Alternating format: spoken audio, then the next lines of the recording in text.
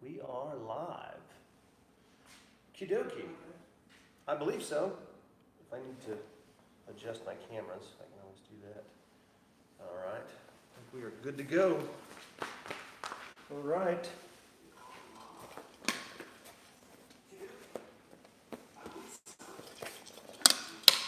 Okay. Here we are. How am I looking? I don't have my monitors with me. No, you don't have to. It's fine. Just wanted to see where I was at. So, got my son Zenon with me today. We had to go on the injured reserve list. Zaven twisted his ankle playing frisbee with us the other night, so he's laid up on the bed. Mrs. Giesler's over here monitoring the computers while her back is extremely tight and messed up, but yeah. So two down, but luckily it's not anything, terrible. That you'll have to adjust. You'll have to loosen this little.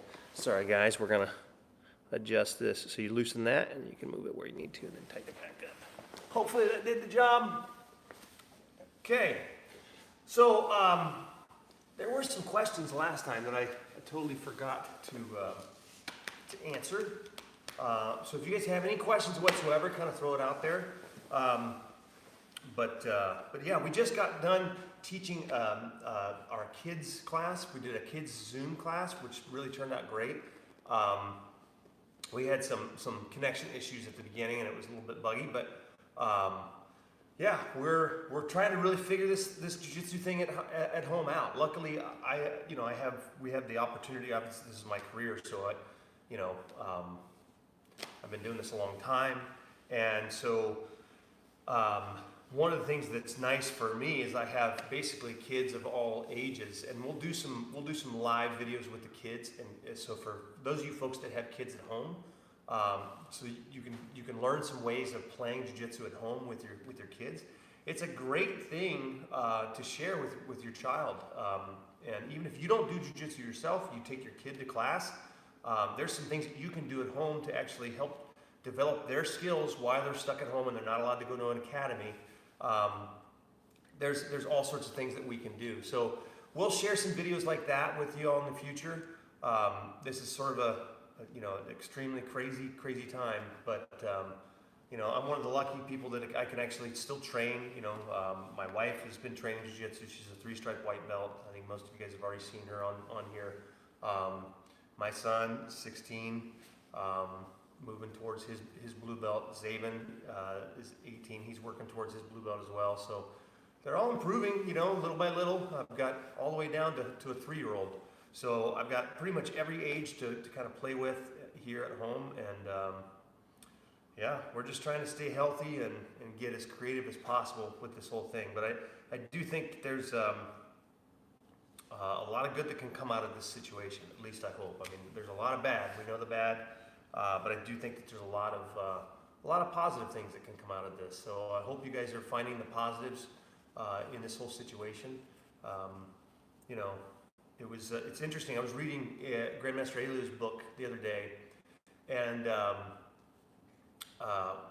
one of the things stuck out to me. It's been years since I've sat down and read it.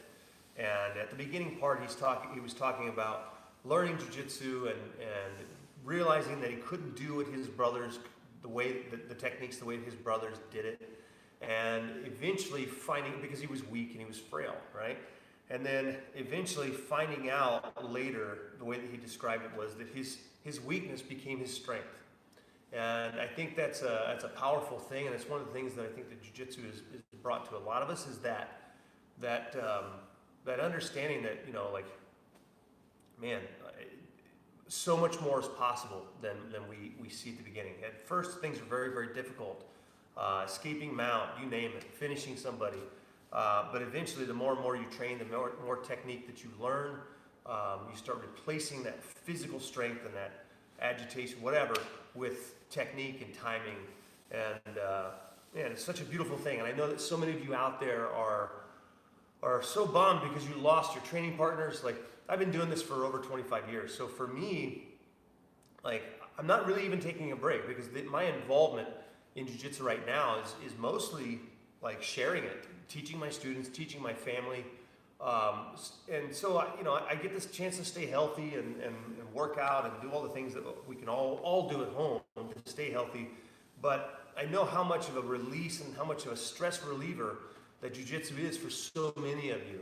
And man, it's a tough time, but you can get through it. It's just like any other adversity. We face it. We're gonna get through it, and you're gonna come back. As long as you're healthy, you're gonna come back hungrier, and you're gonna improve. I promise you. Anytime I've been forced to take time off from the mats, and that hunger has built up, I've came back and it was better. And sometimes it was just like I'd get injured, right, and I couldn't train the way I wanted to, or whatever, or just away on a job or something like that, and you miss the mats. Well, this is difficult for some of you. This is the longest you've been off the mat, and it's going to be longer, but just keep in mind, Jiu-Jitsu will be there when you come back, and in the meantime, prepare yourself physically as best you can. Prepare yourself mentally as best you can. Read a book. If you took that time that you would normally do in your normal classroom, and you sat down and read a book. Just say it's Jiu-Jitsu time. Okay, so for Jiu-Jitsu tonight, I'm preparing my mind. I'm going to make myself better. So find a good book to sit down and really be in the moment. That's one of the things that's beautiful about Jiu-Jitsu is that when you're sparring, you got one problem in the world. It's the person trying to choke you, and that's what's so incredible for us, for all of us, to have that opportunity to just be in the moment. It's one of the few times that we have where we can just be totally focused. And so try to do your best to find an opportunity to still do that. It's going to be a little bit more difficult. It doesn't have to be reading a book. It'd be mindful.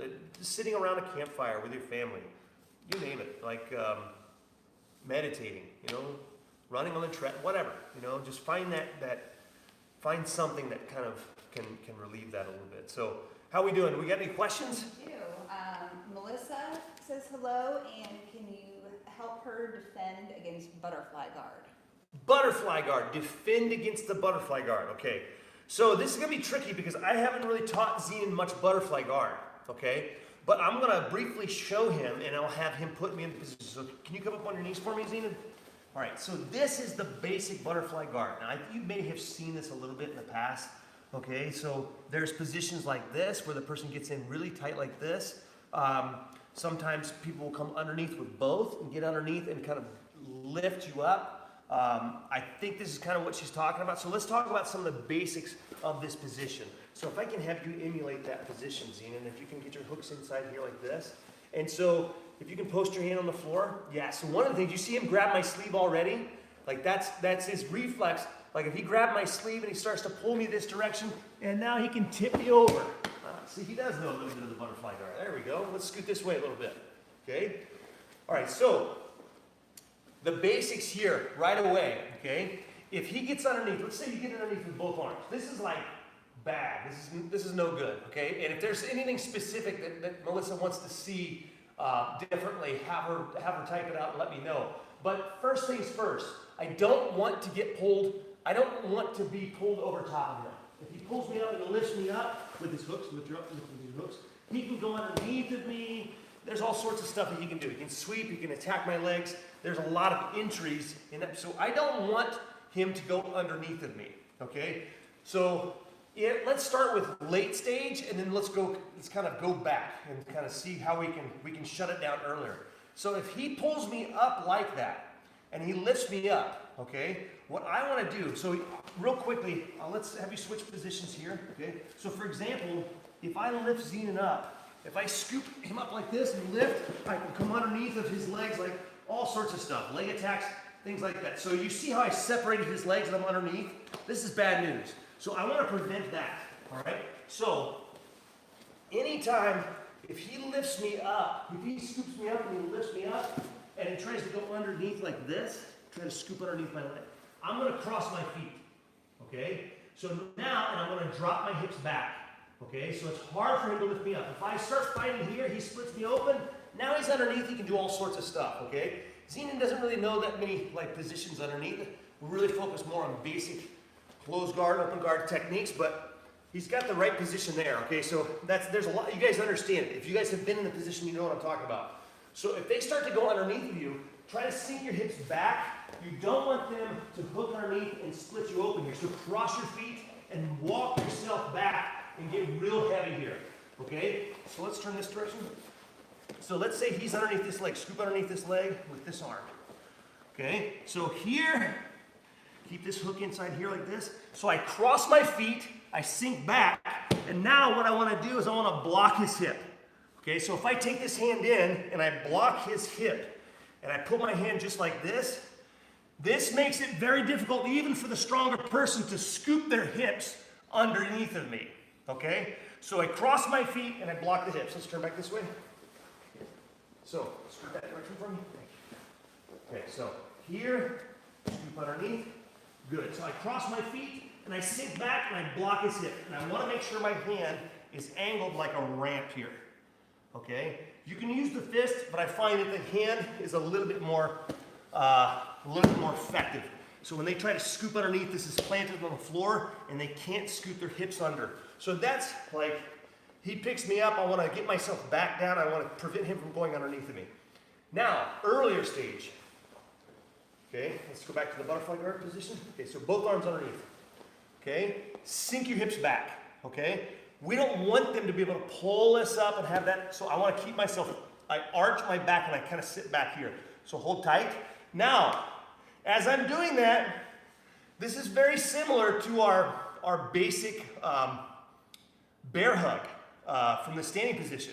If you're familiar with that, we sink the hips back, right? We arch our back to kind of take away their strength, okay? And their connection. Well, it's basically a bear hug with hooks. So I arch myself here. Now I'm going to bring my elbows on the inside here. And now, even to put your hands together, good. Yes, that's a good strong connection. So I'm going to sink my elbows inside here, arch my back. And now I want to get a better head position. So I'm going to start to bring my head on the inside here. I want to keep his hips underneath of me. I want to get this arms down like this, and I'm going to come here. And now I have him flat. Move your hips. Hard for him to move his hips now, okay? So this is where I want to be. I want to block him and make his hooks weak, okay? After that, my favorite way of passing the guard, you're not going to like this very much. Just warning you, okay? So I'm here, I arch, I get my elbows on the inside, I break his grip by sitting back and framing against his shoulders. Now, I don't want him to run on me.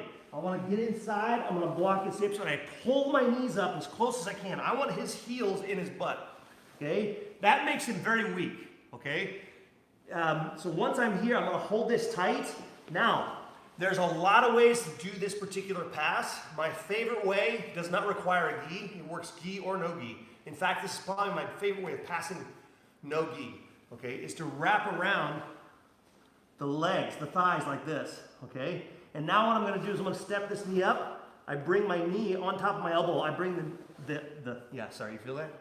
I bring my elbow to the floor. I put my head on this side. And now I'm going to sprawl this leg out. I'm going to kick out, and I sprawl. And I use my weight to push past the legs. And now I'm going to scoop up. Now he's stuck, okay? So what I did there, let's turn this direction. Okay, so once I get past his legs here like this, all my weight is heavy here. I bring my knee in, I walk it up, and I pick his legs off the mat. I'm grabbing inside my own leg here. This is kind of, it's hard for him to wiggle away now.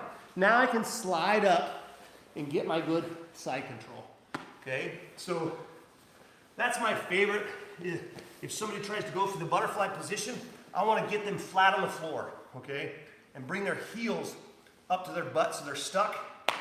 So, hope that helps. Yeah, I'm not sure if you already addressed this, but basically she said, I get the underhooks with my arms, I get caught in the lower body, on his shins, hooks, etc. when I try to advance. Say it one more time, sorry. He's getting stuck on the lower body, like, you want me to say it again? Yes, please. Says, I get the underhooks with my arms, I get caught on the lower body in his shins, hooks, etc. when I continue to try to advance. Gotcha. I think I get it. I think. Said, I like it. Okay, good. All right. So if there's something specific, if you can, Melissa, if you can take a quick video with Robert or Gracie or somebody and show me specifically where you're getting caught, there may be some other details, you know, because obviously there's a lot of variation. You know, that's my favorite way of approaching the butterfly guard. But obviously, you know, there's all sorts of variations that, you know, your opponents or partners can throw at you because everybody has a different game, and a lot of people will utilize those hooks and the butterfly hooks in different manners. So you have guys, and I'm throwing up names that are students of mine, but guys like Mike Noyce will utilize the hooks in a different way than, say, somebody like Juan. Juan uses the hooks extremely well, but has a different game once he gets to his position. So there's some specifics to each one of those scenarios. Another guy that comes to mind with really good hooks is Matt Martin. Like, he's got a good game, but they're very different, right? And so a lot of it comes down to shutting down each individual piece and doing it early on. So if I can catch them early on, if I can see their intention is to sit up and get to the butterfly, I want to squeeze those hooks inside. So if his feet are here, I bring them closer together. I crowd them, and I smash them early, so I don't allow them to get into a good, strong underhook position. So a lot of it is recognizing the threat earlier on, and then shutting it down. So what other kind of questions we have? Okay, let's hop over to YouTube. Jeremy Hansen would like to know your favorite side control position. Favorite side control position would be over the shoulder. I'm a huge fan of, like, let's have you lay down this way, head this way, please. Okay. So my favorite position. Let's scoot this down this way. Yeah, there we go. Okay. My favorite way of holding side control is very basic. I really, I respect these types of holds, okay? There's all sorts of, you know, good variations. I'm not a huge fan of this position. I respect it a lot. For me, it's not my go-to. That's what they call there's case gatami, and then there's scarf hold. Not my favorite ways of attack, but I will switch my hips quite a bit. I like all the positions. But my favorite position, as far as control and progression and attack, is just this. Under the shoulder, grabbing the belt, okay? This is what my instructor Helson is very adamant about, that we all develop a good control from this position, and I respect it a lot. I think Hickson likes the same way. My belt's coming undone, sorry. So, yeah, so here like this, I wanna find the center. So I want my sternum to be crossed over theirs, okay? So that's important, making sure that we have the right starting position with our upper body, and we're utilizing our weight distribution as much as possible to control them, because at the end of the day, you don't want to just have to rely, you don't want to rely on your arms to control and hold the person, right? They're there to help, but you want your arms at some point to be able to go on the attack. And so how do I control them while my arms are in the attack, grabbing, you know, choking, whatever? It's with my weight distribution. And so one of the most important aspects of side control, in my opinion, it's very different than the mount position, because the mount position, it's almost like surfing, you're floating. You know, like you need to be able to put all your weight here at this point, then come right back to a middle point, and then slide up here, and then move back. So you're going to be using your weight distribution in the mount position, but it's going to be different.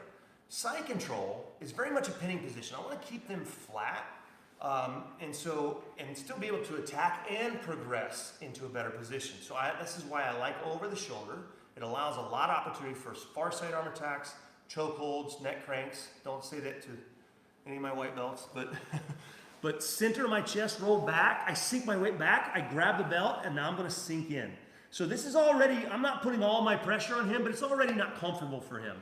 It's very important here, this knee something has always gotta be monitoring the hip, whether it's my hand, my knee, holding here, whatever, okay? So I like to grab a hold of the pants here. This leg is very important.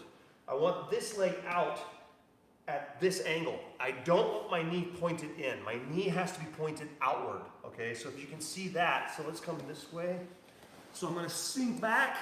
This leg is this leg that's closest to his head is gonna be out at a 45-degree angle. with my knee pointed outward, okay? So here, and I like this control here. So most of the time the person's gonna have this foot up here blocking my easy access. So now I have a hold of the pants. Now I can switch and it's easier for me to mount. I have more options as far as progressing the position when I'm over the shoulder like that. So that's my favorite side control position. It's very boring, but I'm kind of a one-trick pony in that regard. So.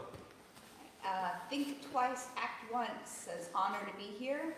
Any recommendations for big guys with poor flexibility and mobility looking to join an academy after the quarantine ends? Yeah, good for you, man. That's great. You know, honestly, any type of stretching will work, is going to be good for you. You know, yoga is fantastic if you're able to get started with that, because that's something you can do from home and watching YouTube. There's all sorts of just movement techniques that you can do specifically for Jiu-Jitsu. We may even have some of those on our YouTube channel.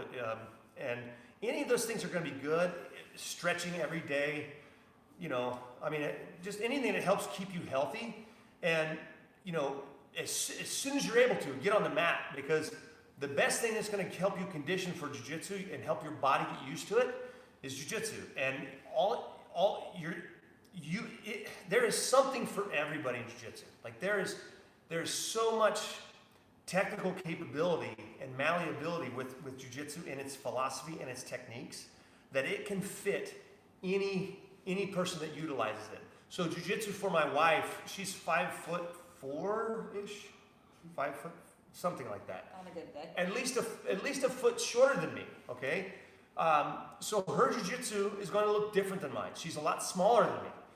But she has some things that are better for her, right? So she's smaller, she's shorter, so she fits in smaller spaces where I can't fit in. I have to create a lot of space to get my legs involved in certain situations.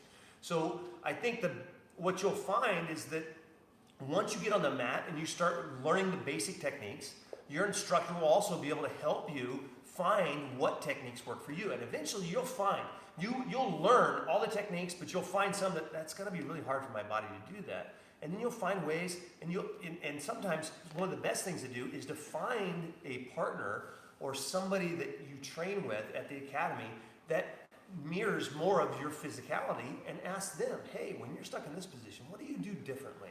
What works best for you? And they may be able to help guide you to a point where, you know, like maybe the tall, skinny guy may not have the same answers. They may do something different. And so I think that's what you'll find is you'll find people, you'll gravitate towards people that and you know, you can even do that by watching video as well, right? Watching how some of the guys, you know, at world championships or whatever, you know, or people of higher skill level that have been doing it a long time, just kind of see what they do in each position and try to emulate that. So that's my best advice, is just do the best you can to stay healthy and flexible and until this thing is over, and then, man, as soon as you're able to, get in there and get to it. So hopefully that helps. What else we got? Nothing really new content-wise, but Andrew was asking in reply or regards to Melissa's question. He said Josh showed a way to pass the normal sitting butterfly, something about threading your hand under the legs and grabbing the opposite pant leg, and Yes. then you kind of fall to the side, back step to shed the hook, and Yeah. then thread the needle. That's a really good one. Yeah. So the details may be different because again, everybody's going to show things a little bit differently. But what he's talking about, I like this way of passing too. And sometimes this is typically going to be a gi only kind of thing. This is why I like this better personally, because I can utilize it gi or no gi, and I can go either direction. But if you come inside like this is what I prefer, is coming here like this and grabbing the belt. The pants are good. I think the belt's a little bit tighter. So now that foot is bound in there. It's very difficult. Now all I have to do is beat this back hook. So now I can back step if I want to, but I don't even need to. I can just sprawl around it. So I like that control a lot. That's a really, really good, that's almost an over-under pass, okay? Over-under pass typically is gonna be underneath the leg, like this. So we'll switch it on this side. So instead of being around the foot here, it'll be underneath like this, and then you smash this foot down. In this situation, there are some positives and some negatives to it. So let's turn this direction. Okay? So there's some positives and negatives to this over-under pass. One is if you do it wrong, you can get triangled here or swept, okay? The positive is you have a couple variations, a couple options of other passes to go into, okay? Like the stack pass, for example. So they each have their own positives and negatives. It's just you have to figure out which one you like the best, and you go for that, and you practice it, and you find out how to mitigate all the problems that come or that arrive in it. So every technique's different. You just have to find what works best for you, and then start solving all the problems that come with that. So hope that helps. If we don't have any other techniques, what time are we at? It is 12:25. I feel like there were some questions from last week, though. I'm trying to look at the last one we did. More. I think we answered some of those, but if anybody else has anything else, you guys, any other questions you can throw out there. But I'll give you I kind of wanted to do this in a separate video, but I'm going to do it now just because we have the time and I'm here. This is about the one and only rant video you'll probably ever hear me out there, because, I'm a pretty positive guy, I like to think. But it's amazing to me how many people comment on my belt tying, especially in like the Blue Belt Blues video. It's remarkable. Like 30% of the comments are like, well, can't take a guy seriously if he can't tie his belt right. And some guys call it a band or whatever. It's a belt. It keeps your gi together. Okay? It's not magical. Okay? Now, I don't want it to be completely unkempt and crazy looking, like, 12 feet on this side and 1 foot over here and all crazy. But this is exactly, I'll tell you, first time I learned how to tie a belt, my first instructor, Randy Nyheiser, showed me how he tied a belt, and I tried to emulate that. And this is exactly how he showed it. Find the middle, go around, you cross in the back. It's a very simple way to do it. There's nothing wrong with it at all. It holds your gi together. You go over. Now the way he showed me was you go around both. You do that, then you come over top and through. Boom. Simple square knot, more or less. Okay? Now, one day, purple belt match.